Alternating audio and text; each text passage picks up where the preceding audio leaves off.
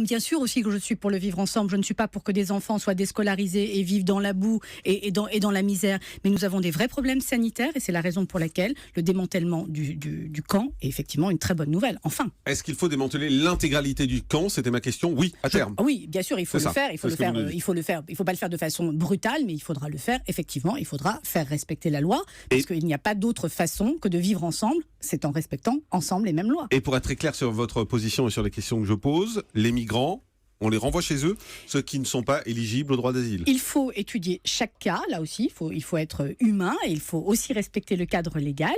Je suis sûre que dans les 4000, et il y en a un certain nombre, d'abord, il faut savoir que dans les 4000, à mon avis, plus de la moitié, pour ne pas dire les 3/4, ne souhaitent pas eux-mêmes rester sur le territoire français. Et ça, il faut quand même l'expliquer.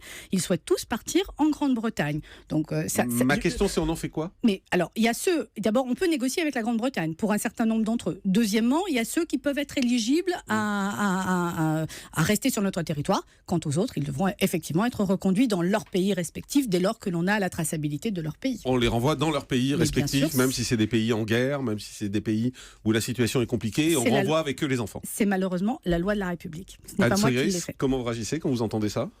Écoutez, moi, je suis tout à fait pour obéir aux lois de la République. Seulement, les lois de la République ne sont pas respectées. C'est-à-dire que le droit d'asile, pour l'instant, n'est pas donné aux gens à qui il devrait être donné. C'est-à-dire qu'on ne met pas les procédures en place suffisantes pour faire en sorte que toutes les demandes soient vraiment regardées et soient prises en compte. C'est la première chose. La deuxième chose, c'est quand même qu'on a des conventions, en particulier les conventions de Genève, où normalement, on doit accueillir les gens des pays en guerre, quoi qu'il en soit. Que ces gens-là, d'ailleurs, on voit, qu'est-ce qui se passe là?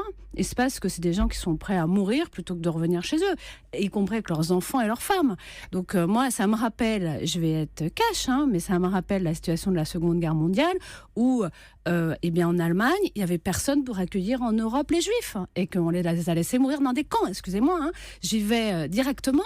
Mais évidemment, parce que ce qui se passe là, c'est qu'on préfère fermer les yeux et laisser mourir les gens plutôt que de s'en occuper, parce qu'on se dit ça fait sale dans nos banlieues.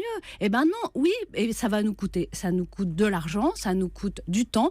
C'est pas normal de laisser des gens dans des camps dans cette situation-là. Ça, c'est vrai, mais il faut s'en occuper. On a démantelé Sangatte au lieu de démanteler sans regarder derrière, et là encore de démanteler un camp sans regarder derrière. Eh bien oui, il faut prendre en charge toute la situation.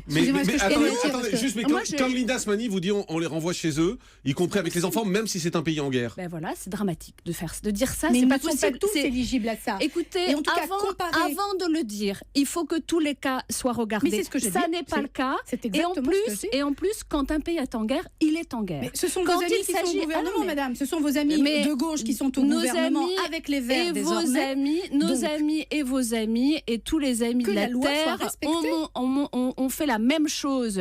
Et malheureusement, sur Sangatte et Calais depuis des dizaines d'années. Et ça n'est plus possible. C'est carrément obscène. Je ne peux pas vous laisser comparer une seule seconde. Il s'agit de 5000 personnes. Il ne s'agit pas d'1 million de personnes. 5000 personnes que la France, riche comme elle est, ne puisse pas les prendre en charge. C'est absolument inadmissible.